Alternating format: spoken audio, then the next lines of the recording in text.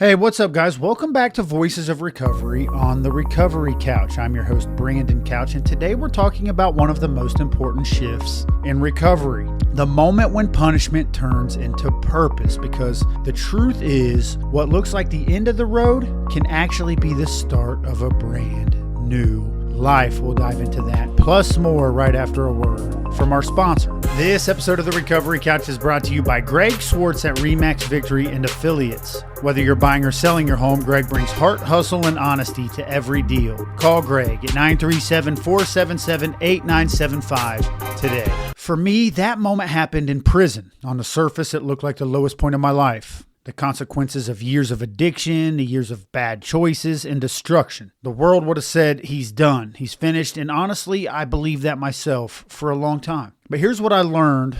Prison didn't have to be the end.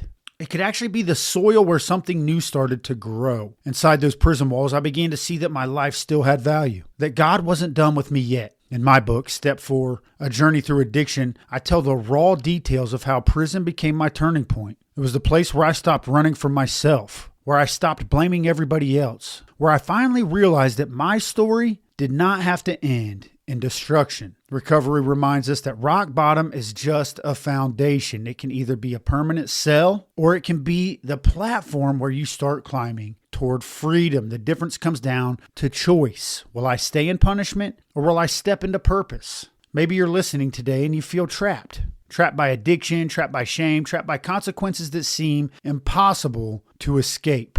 Let me tell you, your story is not over. Even if you feel like life has sentenced you to failure, purpose is still waiting on the other side of your surrender. True Story Media believes that your story matters. At True Story Media, we help you share your story through podcasting, consulting, coaching, and more. Whether you're building a brand, launching a podcast, or finding your voice, we'll guide you every step of the way. Learn more at www.recoverycouch.com.